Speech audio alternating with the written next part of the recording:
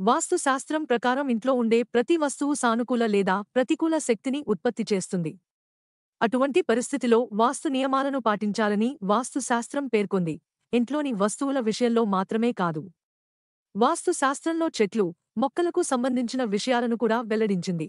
ఇంట్లో ఏ చెట్లు, మొక్కలు నాటడం శ్రేయస్కరం.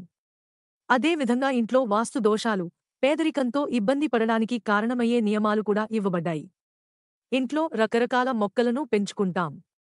అలాంటి మొక్కలలో ఒకటి శంఖ పుష్పం మొక్క లేదా అపరాజిత మొక్క. ఎవరైనా తీవ్రమైన ఆర్థిక సమస్యలతో బాధపడుతూ ఉన్నా, జాతకంలో శని దోషం ఉన్నా, శని దోష ప్రభావాన్ని తగ్గించడానికి ఇంట్లో అపరాజిత మొక్కను పెంచుకుంటారు. వాస్తుశాస్త్రం ప్రకారం ఇంట్లో అపరాజిత మొక్క, శంఖ పుష్పం మొక్క ఉంటే అక్కడ లక్ష్మీదేవి నివసిస్తుందని నమ్ముతారు. అయితే ఈ మొక్కను సరైన దిశలో నాటి పెంచుకోవాలి. అంతేకాదు, శ్రీ మహాలక్ష్మితో పాటు అపరాజిత మొక్క శివ, విష్ణువు, శనీశ్వరుడికి చాలా ప్రియమైనది. దీనితో పాటు ఈ మొక్క ఇంట్లో ఆనందం, శాంతి, శ్రేయస్సును తీసుకురావడానికి కూడా సహాయపడుతుంది. అపరాజిత మొక్కను ఏ దిశలో నాటాలి? మొక్కను నాటడానికి శుభప్రదమైన రోజు ఏదో తెలుసుకోండి. శంఖ పుష్పం మొక్కను ఏ దిశలో నాటాలి? వాస్తు శాస్త్రం ప్రకారం అపరాజిత మొక్కను నాటేటప్పుడు దిశను గుర్తుంచుకోవాలి. ఇది ఎల్లప్పుడూ గణేశుడు, లక్ష్మీదేవి, కుబేరుడు నివసించే దిశలో ఉంచాలి.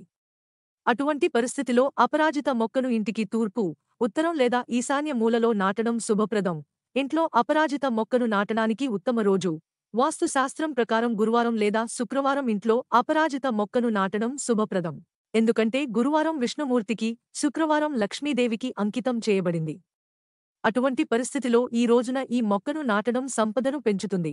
ఇంటి ప్రధాన ద్వారం దగ్గర పెట్టడం శుభప్రదం. వాస్తు శాస్త్రం ప్రకారం అపరాజిత మొక్కను ఇంటి ప్రధాన ప్రవేశ ద్వారం కుడివైపున పెంచుకోవడం ఉత్తమం. ఇలా మొక్కను పెంచుకోవడం అత్యంత పవిత్రమైనదిగా పరిగణించబడుతుంది.